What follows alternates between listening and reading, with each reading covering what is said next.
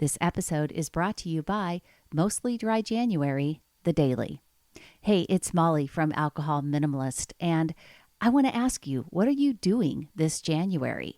I would love to have you try Mostly Dry January, the Daily. You can do it fully dry, you can do it mostly dry, but the idea is to prioritize alcohol-free days, and to help you do that, I have created Mostly Dry January, the Daily. This is unlike any other Dry January program I've ever done.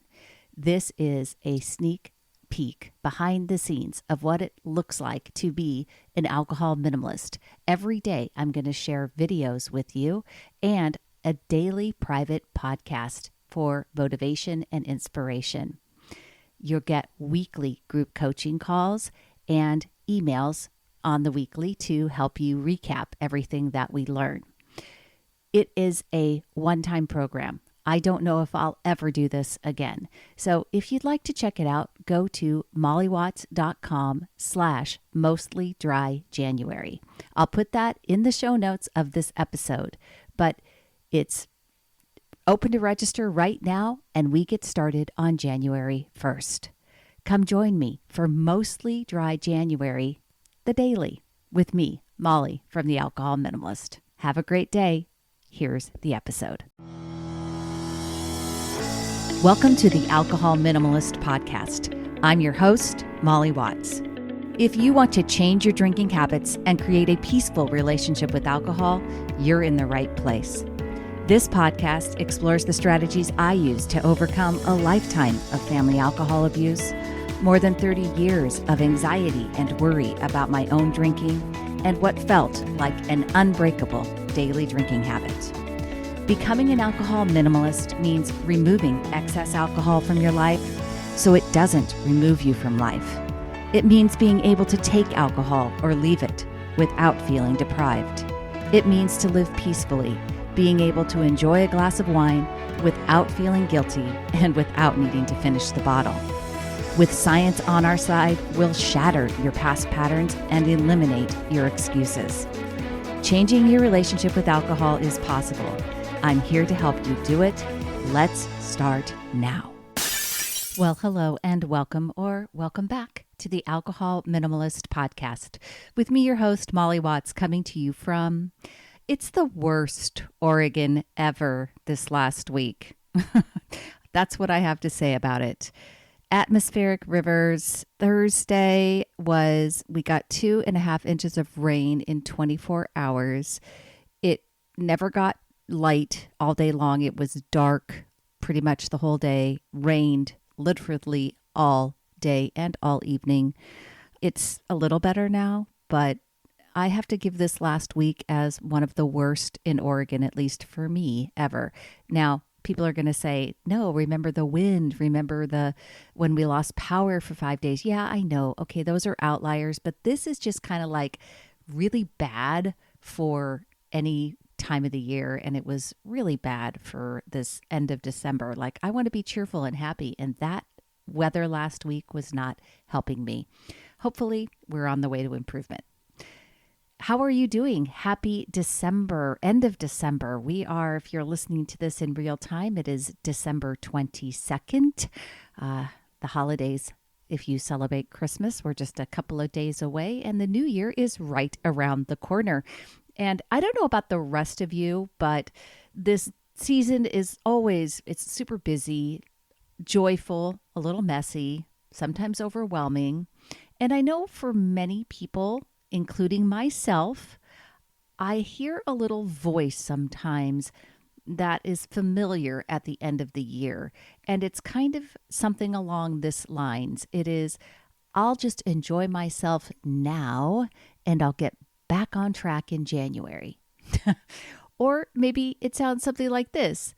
It's the holidays. I deserve it. I'll be good next month.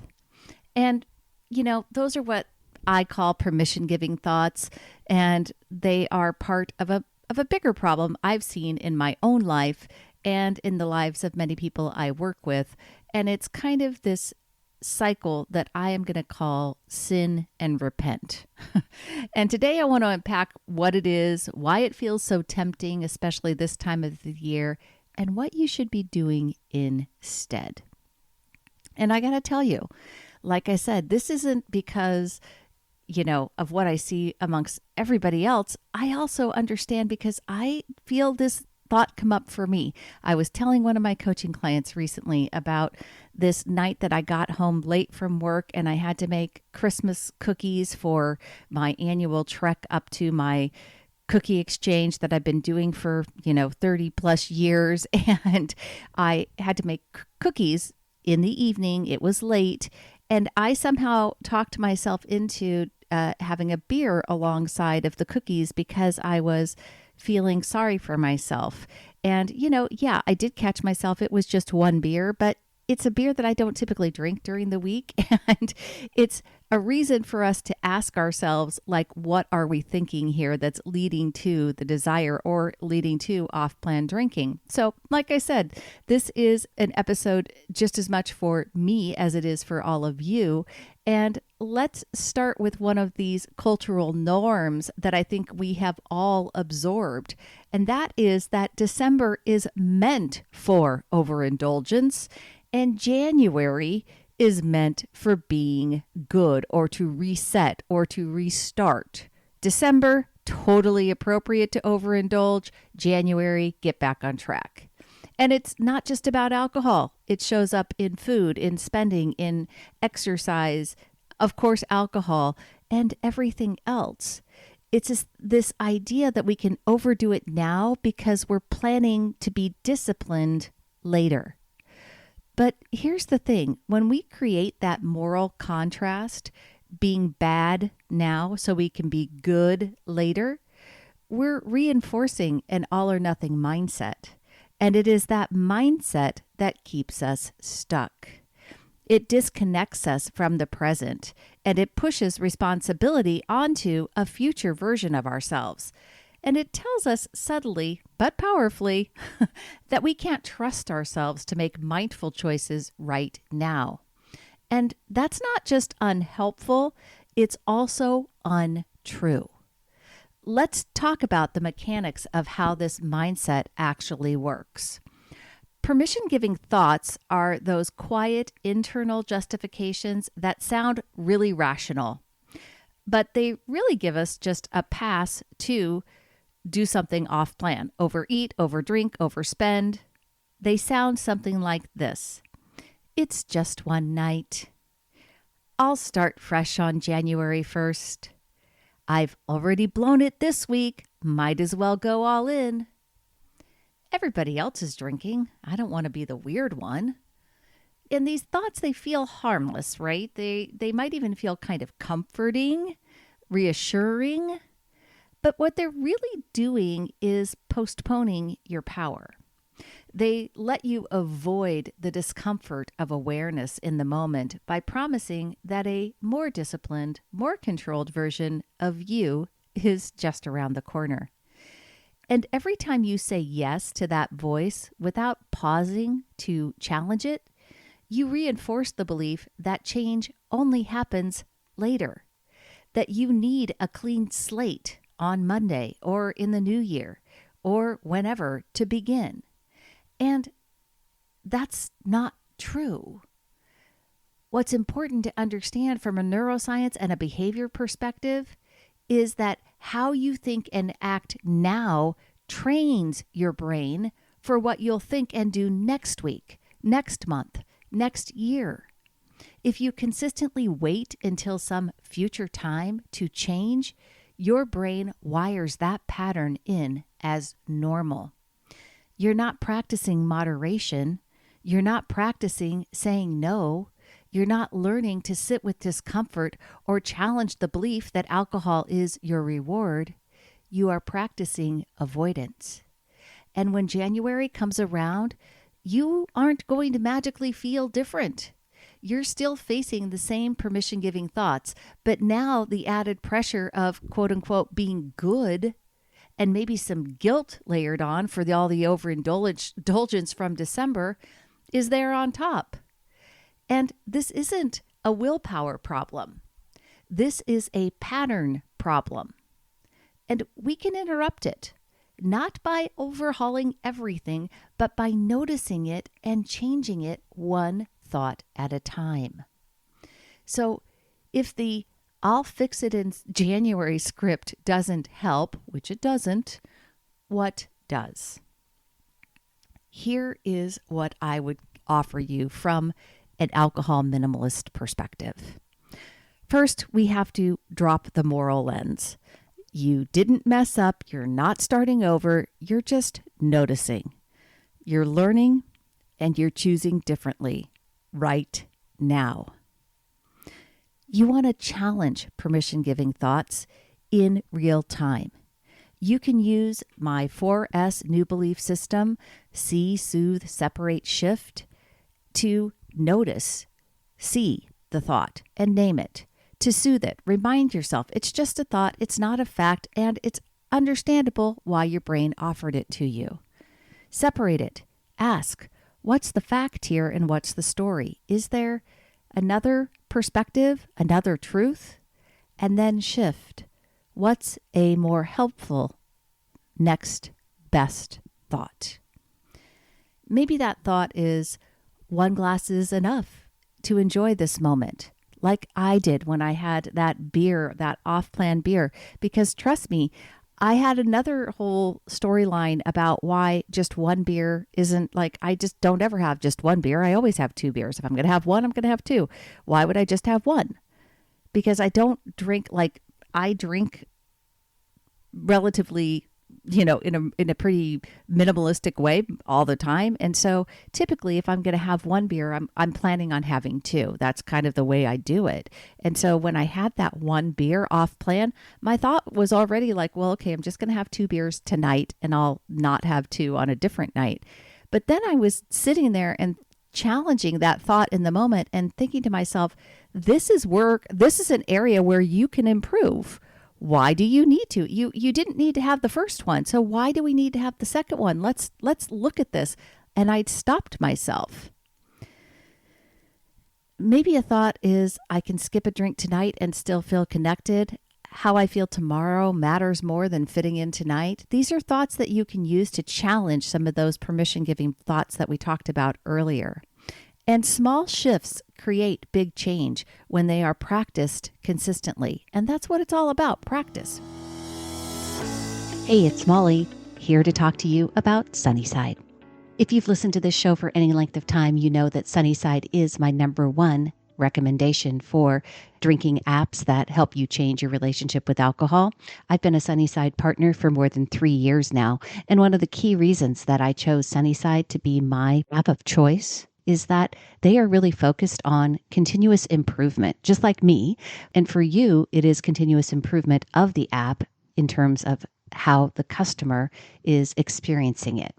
They've completely redesigned the progress tab from the ground up, which makes it easier for you to see your progress over time.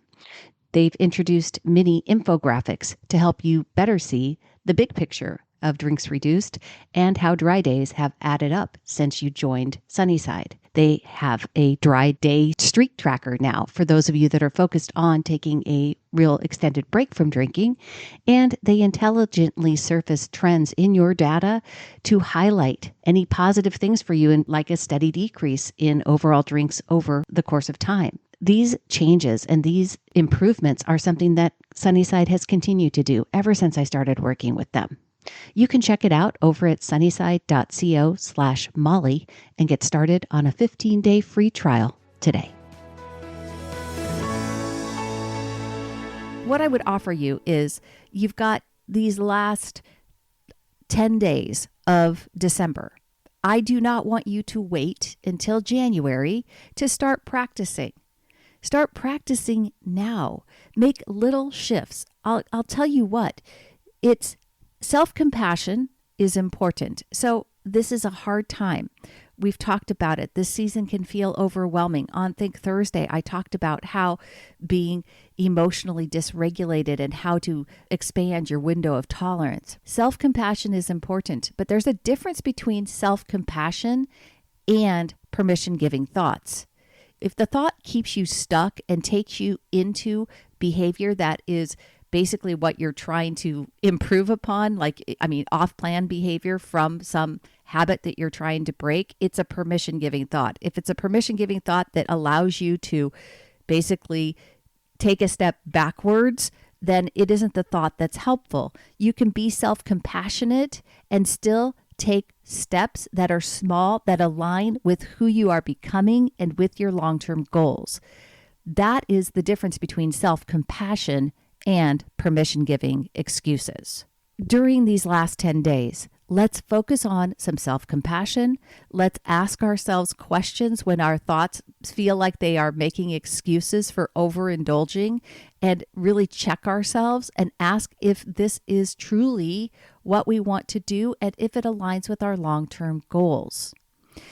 If you are ready to get going in January after practicing 10 days of self-compassion, and of course, I am doing a dry January program this year that I am really excited about. I talked about it to some degree last week on the show, and we've only got a few days here before January kicks off, so I want to tell you a little bit more about it again.